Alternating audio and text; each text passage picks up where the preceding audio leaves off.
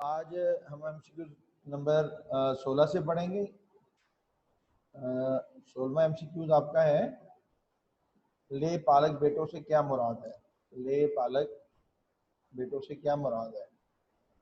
یعنی وہ بچے جو منہ بولے ہوتے ہیں اور لے کر پالتے ہیں، تو لے پالکوں سے کیا مراد ہے؟ یہ بھی آپ کو اس طرح بھی کوشچن آ سکتا ہے۔ لے پالک بیٹوں کا ورڈ اسکپ کر سکتے ہیں بورڈ والے، اور یہ اس طرح دے سکتے ہیں لے پالک سے کیا مراد ہے یا لے پالکوں سے کیا مراد ہے۔ اس کا آنسر ہے منہ بولے بیٹے۔ اس کا آنسر ہے منہ بولے بیٹے۔ اور آپ نے پڑھ لیا کہ منہ بولے بیٹے کس کو کہتے ہیں، ترجمے میں آپ نے پڑھ لیا ہے۔ آگے 17 دیکھیں، 17واں دیکھیں۔ نبی صلی اللہ علیہ وسلم مومنوں پر زیادہ حق رکھتے ہیں۔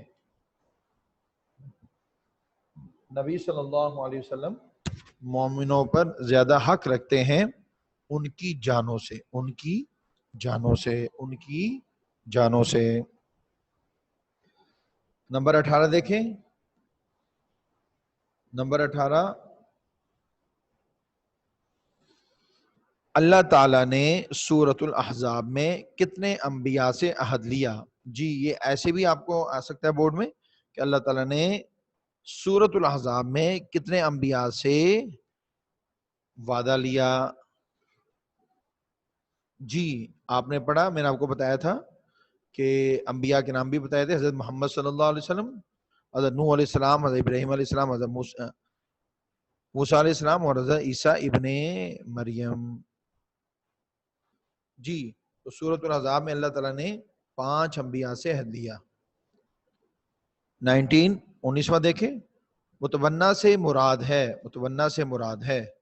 جی یہ MCQ دیکھیں چینج ہو کے آ گیا ہے، پہلے تھا لے پالک، اردو میں انہوں نے پوچھا آپ سے، اب یہاں پر عربی میں ہے متبنہ سے مراد ہے، اور یہ اردو میں بھی استعمال ہوتا ہے یہ ورڈ، منہ بولے بیٹے، منہ بولے بیٹے، منہ بولے بیٹے۔ اللہ تعالیٰ نے عہد لیا، اللہ تعالیٰ نے عہد لیا انبیاء سے، کس سے؟ 20 کا کیا ہے، 20ویں کا انبیاء سے۔ غزوہ احزاب میں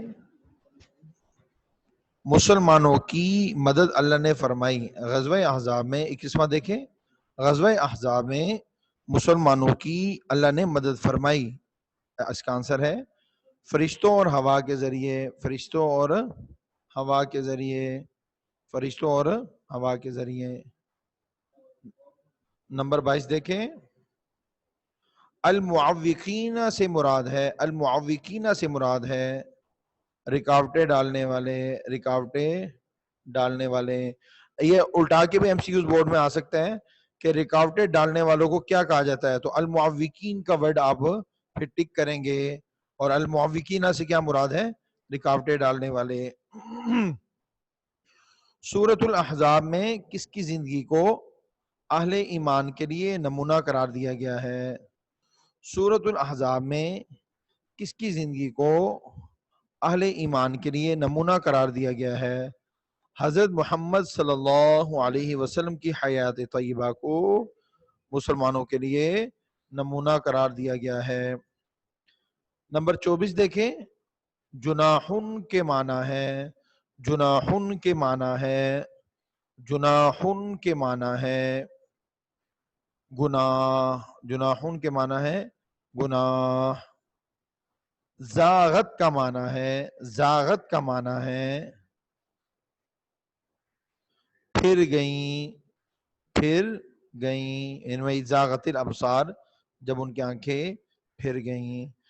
جی بچے یہ آپ کے الحمدللہ آج یہ MCQs رکوع نمبر 1 اور 2 کے مکمل عبارت حدیث نمبر 15 کی سب سے پہلے ہم اس کی جو عربی عبارت ہے اس کو پڑھیں گے، اور اس کے اوپر جو اعراب ہیں وہ نہیں لگے ہوئے، اور چونکہ آپ کی جو بک ہے اسلامیات کی بک ہے وہاں پر حدیث کے اوپر اعراب لگے ہوئے ہیں، تو اگر آپ نے نوٹس میں بھی اعراب لگانے ہوں تو آپ وہاں سے دیکھ کر اعراب لگا لیں۔ اب سب بچے میرے ساتھ حدیث پڑھ لیں عربی میں، من صام رمضان، من صام رمضان من صام رمضان وقامه ایمانا واحتسابا وقامه ایمانا واحتسابا غفر له ما تقدم من ذنبه من صام رمضان وقامه ایمانا واحتسابا غفر له ما تقدم من ذنبه۔ جی سب سے پہلے اس حدیث کا لفظی ترجمہ اب سب بچے پینسل کے ساتھ اس کا لفظی ترجمہ اپنے نوٹس کے اوپر یا بک کے اوپر نوٹ کر لیں یا کسی پیج کے اوپر۔ من ساما جس نے روزے رکھے، جس نے روزے رکھے، رمضان کے بچے ورڈ رمضان نہیں ہوتا، ہم یہ غلط پڑھتے ہیں، ورڈ رمضان نہیں ہوتا بلکہ رمضان ہوتا ہے، بلکہ کیا ہوتا ہے؟ رمضان۔ من صام رمضان، من صام رمضان جس نے رمضان کے روزے رکھے، اور قامہ اور قیام کیا اس کی راتوں میں، وقامہ اور قیام کہتے ہیں کھڑے ہو کر، جیسے ہم نماز میں کھڑے ہو کر نماز پڑھتے ہیں تو نماز میں کھڑے ہونے کو قیام کہتے ہیں۔ تو مراد یہاں پر قیام سے تراویح بھی ہے، اور بعض فرماتے ہیں کہ یہاں پر قیام سے مراد تہجد کی نماز ہے۔ بہرحال دونوں مراد لیے جا سکتے ہیں، نماز تراویح بھی رات کو ہوتی ہے اور تہجد بھی رات کو، آدھی رات کے بعد سے ٹائم اس کا سٹارٹ ہو جاتا ہے اور صبح صادق تک رہتا ہے۔ وقامہ اور اس کی راتوں میں قیام کیا، ایمان و احتساباً اور اجر کی نیت سے، ایماناً و احتساباً ایمان اور اجر کی نیت سے، پورا ایمان تھا اس کا اللہ کی ذات پر اور اللہ ہی سے اجر کی نیت سے اس نے رمضان کے روزے رکھے اور اس کی راتوں میں قیام کیا۔ غفر لہ اس کے معاف کر دیے گئے، غفر لہ اس کے معاف کر دیے گئے، ما تقدم من ذنبہ اس کے پچھلے گناہ، اس کے غفر لہ اس کے معاف کر دیے گئے، ما تقدم من ذنبہ اس کے پچھلے گناہ، اس کے پچھلے گناہ معاف کر دیے گئے۔ بچے جو جب بھی آپ کوئی پڑھتے ہیں حدیث میں کہ اس کے گناہ فلاں اگر اس نے عمل کیا تو اس کے گناہ معاف کر دیے گئے، تو اس سے مراد صغیرہ گناہ ہوتے ہیں، چھوٹے گناہ، اور کبیرہ گناہ بغیر توبہ کے اللہ معاف نہیں فرماتا۔ اب محاورہ ترجمہ دیکھیں، من صام رمضان وقامہ ایمانا و احتسابا غفر لہ ما تقدم من ذنبہ جس نے ایمان اور اجر کی نیت سے رمضان کے روزے رکھے اور اس کی راتوں میں قیام کیا تو اس کے پچھلے گناہ معاف کر دیے گئے۔ آگے دیکھیے جی حدیث کا موضوع، حدیث کا موضوع ماہ رمضان کی اہمیت، یعنی ماہ مہینے کو کہتے ہیں، یعنی رمضان کے مہینے کی اہمیت۔ اس حدیث مبارکہ میں رمضان کے روزوں کی اور اس کی راتوں میں کی جانے والی عبادت کی اہمیت اور فضیلت بیان کی گئی ہے۔ آگے ہیڈنگ دیکھیں، روزے کے لغوی معنی، روزے کے لغوی معنی۔ قرآن مجید میں روزوں کے لیے سیام کا لفظ استعمال ہوا ہے، یا ایھا الذین آمنوا کتب علیکم الصیام، سورۃ البقرہ کی آیت ہے۔ قرآن مجید میں روزوں کے لیے سیام کا لفظ استعمال ہوا۔ سیام یہ جمع ہے صوم کی، صوم روزے کو کہتے ہیں صاد کے ساتھ، سیام جمع ہے صوم کی۔ صوم کے لغوی معنی کیا ہے؟ جی صوم کے لغوی معنی کسی کام سے باز رہنا یا چپ رہنا یا کسی کام کو چھوڑ دینا۔ چنانچہ اگر آپ قرآن کا مطالعہ کریں تو سورہ مریم کے اندر آپ پڑھیں گے کہ اللہ رب العزت نے، کیونکہ سابقہ امتوں کے اندر چپ رہنے کا بھی روزہ ہوتا تھا، ہم روزہ رکھ کے جھوٹ بھی بولتے ہیں پھر بھی ہمارا روزہ نہیں ٹوٹتا، لیکن روزے کا ثواب ختم ہو جاتا ہے، اور لیکن سابقہ امتوں میں جائز بات کرنے سے بھی روزہ ٹوٹ جاتا تھا۔ چنانچہ جب حضرت عیسیٰ علیہ السلام اپنی والدہ کی گود میں تھے اور قوم نے ان سے یہ سوال کیا کہ مریم یہ کہاں سے لے کر آئی ہو بچہ، تو انہوں نے آگے سے اشارہ کرتے ہوئے فرمایا انی نذرت للرحمانی صوما، میں نے کیا رکھا ہے؟ روزہ رکھا ہے الرحمن کے لیے، یعنی اللہ کے لیے۔ روزہ کی لغوی معنی، صوم کا معنی ہے کسی کام سے باز رہنا، چپ رہنا، یا کسی کام کو چھوڑ دینا۔ روزے کا اصطلاحی مفہوم، روزے کا اصطلاحی مفہوم شریعت کی اصطلاح میں صبح صادق سے لے کر، یعنی جب فجر کی اذان کا ٹائم ہوتا ہے اس وقت صبح صادق ہوتی ہے، تو صبح صادق سے لے کر غروب آفتاب تک اپنے آپ کو کھانے پینے اور نفسانی خواہشات سے روکے رکھنے کا نام روزہ ہے۔ یہ شریعت کی اسلام میں روزے کا مفہوم ہے کہ صبح صادق سے لے کر سورج کے غروب ہونے تک، غروب آفتاب سورج کے غروب ہونے تک، یعنی جو مغرب کی اذان کا ٹائم ہوتا ہے، اپنے آپ کو کھانے پینے اور نفسانی خواہشات، چاہے وہ جائز خواہشات ہو، اس سے روکے رکھنے کا نام روزہ ہے۔ آگے دیکھیں ہیڈنگ، روزہ ایک بدنی عبادت۔ ہمارے دین اسلام کے بنیادی ارکان میں سے ایک اہم رکن ہے روزہ، جو کہ ہر عاقل، یعنی جس کی عقل صحیح ہو، پاگل نہ ہو، مجنون نہ ہو، بالغ، ہر عاقل بالغ مرد اور عورت پر، بالغ یعنی بچہ نہ ہو، نابالغ نہ ہو، مرد ہو یا عورت ہو، پر سال میں ایک مرتبہ رمضان المبارک کے مہینے میں روزے فرض ہے۔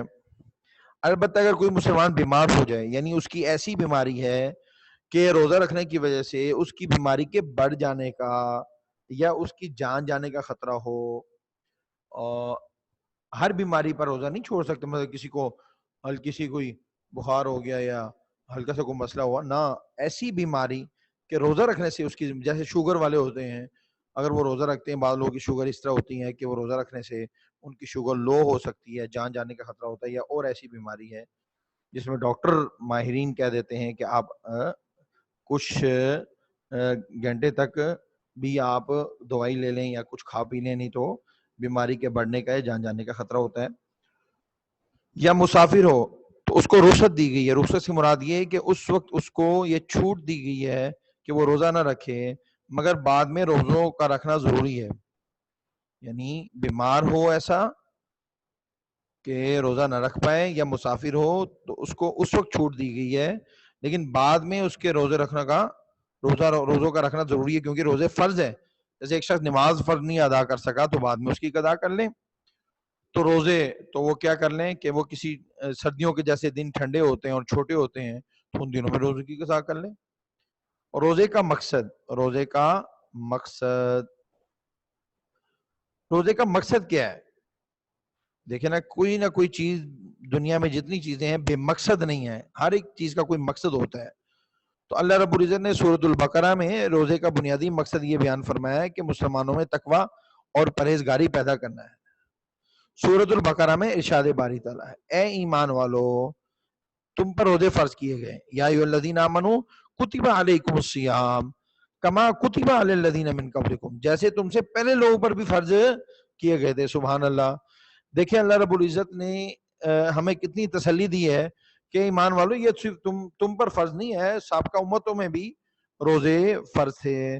چنانچہ حضرت داؤد علیہ السلام کے بارے میں آتا ہے وہ 6 مہینے روزے رکھتے تھے، یعنی ایک مہینہ ایک دن روزہ رکھتے تھے اور ایک دن نہیں رکھتے تھے، اس طرح وہ 6 مہینے لگاتار روزے رکھتے تھے۔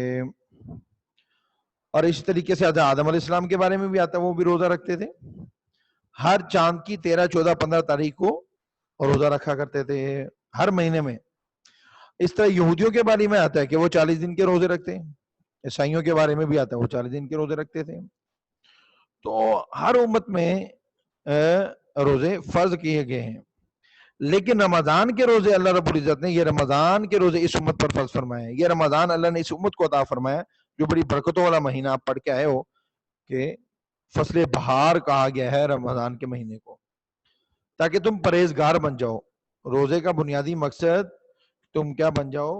پرہیزگار بن جاؤ، یعنی تمہارے اندر تقوی پیدا ہو جائے، خوف خدا پیدا ہو جائے۔ اب دیکھیں کوئی بھی عبادت ہے وہ کرنے سے انسان کے اندر خوف خدا پیدا ہوتا ہے، لیکن جو خوف خدا روزے کی رکھنے کی وجہ سے ہوتا ہے وہ کسی اور عبادت میں نہیں ہوتا. مثلا اگر کسی نے رمضان کا روزہ رکھا ہے یا کوئی روزہ رکھا ہے اور وہ اس کو سخت بھوک اور پیاس لگی یا کوئی اس کو دیکھنے والا نہیں ہے، وہ بند کمرے میں ہے، اکیلے تنہا ہے، تو پھر بھی نہیں کھاتا. نہ کھانے کی وجہ یہ ہے کہ وہ اللہ کا خوف دل میں ہے کہ اللہ مجھے دیکھ رہا ہے. تو یہ روزے کی وجہ سے انسان کے دل کے اندر تقویٰ پیدا ہو جاتا ہے، پرہیزگاری پیدا ہو جاتی ہے. نیکیوں کی فصل بہار، نیکیوں کی فصل بہار. رمضان المبارک میں انسان کے اندر دینی مزاج اور صبر و تقویٰ پیدا کرنے کے لیے مخصوص دینی فضا پیدا ہو جاتی ہے. یعنی انسان کی جو نیچر ہے رمضان مبارک کی برکت سے اس کی نیچر میں صبر و تقویٰ پیدا ہو جاتا ہے. دیکھیں صبر کیسے پیدا ہوتا ہے کہ وہ کتنے گھنٹے، اب گرمیوں کے روزے رکھے 15 ساڑھے 15 16 گھنٹے کا روزہ ہوتا ہے، تو دیکھیں وہ بھوک پیاس کے ساتھ رہتا ہے، تو اس کو اس روزے کی برکت سے اس میں صبر آ جاتا ہے، اور روزے کی وجہ سے وہ گناہوں سے اپنے آپ کو محفوظ رکھتا ہے تو تقویٰ پیدا ہو جاتا ہے. بلکہ روزہ انسان کے اندر تقویٰ پیدا کرنے کا بہترین ذریعہ ہے. بعض صحابہ نبی صلی اللہ علیہ وسلم کے بعد تشریف لائے اور انہوں نے عرض کی، اللہ کے نبی ہم سے گناہ ہو جاتے ہیں، ہم کیا کریں؟ اللہ کے نبی نے فرمایا تم روزے رکھا کرو. تو روزے رکھنے سے انسان گناہوں سے بچ جاتا ہے. وجہ یہ ہے کہ بھرے ہوئے پیٹ کے اندر مستیاں پیدا ہوتی ہے. جب انسان کا پیٹ خالی ہو اور اس کو بھوک لگی ہو تو اس کو صرف اسی چیز کی سوچتی ہے کہ میں نے کھانا ہے، اور کسی چیز کا اس کو گناہ کا دائیا اس میں پیدا نہیں ہوتا ہے. جب پیٹ بھر جاتا ہے تو وہ مستیاں کرنا شروع کر دیتا ہے. تو روزہ ایک بہترین، ایک سمجھ لے کہ ورکشاپ ہے انسان کے لیے نا، مسلمان کے لیے، کہ اس کی ورکشاپ ہوتی ہے. دوسرے لفظوں میں اس طرح کہا جا سکتا ہے کہ اس کی سروس ہوتی ہے. جیسے گاڑی کی اے سی کی ہم سروس کرواتے ہیں تو وہ ٹھیک رہتی ہیں. تو پورا سال جو انسان گناہ کر کے اس کا جسم گندا ہو جاتا ہے، تو روزے کے ذریعے سے اس کی سروس ہوتی ہے. اللہ رب العزت اس کے گناہوں کو، جو اس کے جسم کے اندر کان نے گناہ کیے، آنکھ نے گناہ کیے، ہاتھوں نے گناہ کیے، زبان نے گناہ کیے، روزے کی برکت سے اللہ اس کے گناہوں کو معاف فرما دیتا ہے. اسی تو ہم نے اس حدیث میں پڑھا ہے، اس کے پیچھے گناہ معاف کر دیے گئے. اور روزے کے متعلق، رمضان کے روزے کے متعلق قرآن مجید کے اندر کیا ارشادات ہے دیکھیے ذرا. رمضان وہ مہینہ ہے جس میں قرآن نازل کیا گیا جو لوگوں کے لیے ہدایت ہے. شہر رمضان الذی انزل فیہ القرآن ھدی للناس. تو اللہ رب العزت نے رمضان کو قرآن کی برکت سے بھی عظمت عطا فرما دی اور فضیلت عطا فرما دی کہ رمضان کے مہینے کی وجہ سے قرآن کے نازل ہونے کی وجہ سے رمضان کو 4 چاند لگ گئے. نمبر 2، اور روزہ رکھنے والے مرد اور روزہ رکھنے والی عورتیں، ان کے لیے مغفرت اور اجر عظیم ہے. سورۃ الاحزاب کے اندر ہم یہ آیت پڑھیں گے انشاءاللہ. وہاں پر اللہ نے 10 صفات مومنین مرد اور عورتوں کی بیان کی. اس میں سے ایک صفت یہ بھی ہے کہ وہ روزہ رکھتے ہیں، مرد اور عورتیں ہیں. آیت نمبر 3 کا ترجمہ، پس جو کوئی رمضان کا مہینہ پائے تو وہ ضرور اس کے روزے رکھے. فمن شہد منکم الشہر فلیصم، کہ تم میں سے جو بھی رمضان کا مہینہ پائے، یعنی اس کی زندگی میں رمضان کا مہینہ آتا ہے تو وہ روزے رکھے، اس کے روزے ضرور رکھے، فرض ہے اس پر. روزے کے متعلق کچھ ارشادات نبی صلی اللہ علیہ وسلم بھی دیکھ لیجئے. روزہ قیامت کے دن بندے کی سفارش کرے گا. سبحان اللہ. روزے کے بارے میں آتا ہے، روزے اور قرآن کے بارے میں آتا ہے، الصیام والقرآن یشفعان للعبد یوم القیامہ، کہ قرآن اور رمضان وہ کل قیامت کے دن بندے کی شفاعت کریں گے. قرآن کہے گا یا اللہ یہ مجھے تراویح میں کھڑا ہو کے پڑھتا رہا، نیند کو قربان کر کے پڑھتا رہا، یا اللہ اس کے حق میں میری سفارش قبول فرما. روزہ کہے گا یا اللہ یہ میری وجہ سے بھوک پیاس برداشت کرتا رہا، یا اللہ میری سفارش قبول فرما. تو اللہ ان کی سفارش قبول کرے گا.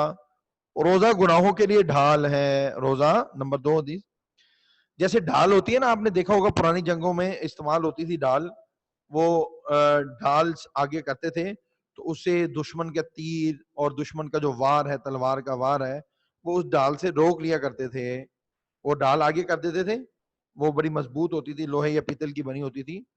تو اس سے وہ ڈھال جو ہے، اس ڈھال کے ذریعے سے وہ کیا ہوتا تھا کہ وہ دشمن کی جو وار ہے، دشمن کا جو اٹیک ہے، اس کو روک لیا کرتے تھے اور اسے بچ جاتے تھے. تو اسی طریقے سے شیطان اس کا نفس اس کے اوپر بار بار اٹیک کرتا ہے، تو روزہ ان گناہوں کے لیے ڈھال ہے، یعنی روزے کی وجہ سے انسان وہ گناہ نہیں کر پاتا، جیسے دشمن کے وار ہوتا ہے لیکن ڈھال کی وجہ سے وہ اسے بچ جاتا ہے، نفس کا وار ہوتا ہے لیکن رمضان کے روزے کی برکت سے وہ گناہوں سے بچ جاتا ہے۔ بدن کی زکوٰۃ روزہ ہے، جیسے ہم مال کی زکوٰۃ نکالتے ہیں تو مال پاک ہو جاتا ہے، تو روزہ رکھتے ہیں تو بدن کے اندر جو ہمارے گناہ ہوتے ہیں اللہ اس کو پاک فرما دیتے ہیں۔ جی بس جس نے، آخر میں حدیث ہے، جس نے بغیر شرعی عذر کے رمضان کا ایک روزہ چھوڑا اگر وہ عمر بھر بھی روزے رکھے، نہیں کوئی شرعی عذر تھا، جیسے میں نے آپ کو بتایا کہ وہ بہت سخت بیمار تھا جس کی وجہ سے وہ روزہ رکھنے کی وجہ سے بیماری پڑ جائے، یا وہ مسافر ہے یا کوئی اور شرعی عذر ہے، اگر وہ نہیں ہے ویسے ہی روزہ چھوڑ دیتے جان بوجھ کے، جیسے آج کل مسلمان ہٹے کٹے ہوتے روزہ چھوڑ دیتے ہیں، اگر وہ عمر بھر بھی روزے رکھے یعنی ساری زندگی بھی روزے رکھے تو ایک روزے کو ثواب کو نہیں پہنچ سکتا۔ یہ ابو ہریرہ رضی اللہ تعالیٰ نے سے حدیث روایت کی ہے کہ رمضان کا ایک روزے کے بدلے میں اگر وہ ساری زندگی بھی روزے رکھتا رہے تو جو ثواب اور جو برکات رمضان کے روزے کی ہے وہ ساری زندگی روزے سے حاصل نہیں ہو سکتی۔ حدیث قدسی ہے، اللہ نے فرمایا ہے حدیث قدسی جس میں الفاظ تو نبی اکرم صلی اللہ علیہ وسلم کی زبان مبارک سے ادا ہو رہے ہوں لیکن اس الفاظ کا جو مضمون ہے وہ اللہ کی طرف سے ہو، اسے حدیث قدسی کہتے ہیں۔ روزہ میرے لیے ہے اور میں اس کی جزا خود دوں گا، اللہ فرما رہے ہیں کہ روزہ انسان نے میرے لیے رکھا ہے تو اس کا اجر بھی میں خود دوں گا، اور اس کا اجر بعض علماء فرماتے ہیں وہ یہ ہے کہ ہر روزے کے بدلے میں اللہ کل قیامت کے دن جنتیوں کو اپنا دیدار نصیب فرمائے گا۔ حاصل کرام، اس حدیث مبارکہ سے معلوم ہو کہ رمضان کا روزہ ہمارے گناہوں کی بخشش کا بہترین ذریعہ ہے۔ اللہ رب العزت ہمیں زندگی میں بار بار رمضان مبارک کے روزے نصیب فرمائیں، اس کی تراویحیں نصیب فرمائیں، ہمیں اللہ رب العزت گناہوں سے بچنے کی توفیق نصیب فرمائیں، ہمارے گناہوں کو معاف فرمائیں۔ بچوں اس کو اچھی طریقے سے یاد کر لیجئے گا، اور کوئی کویشچن ہے تو جلدی سے پوچھ لیں۔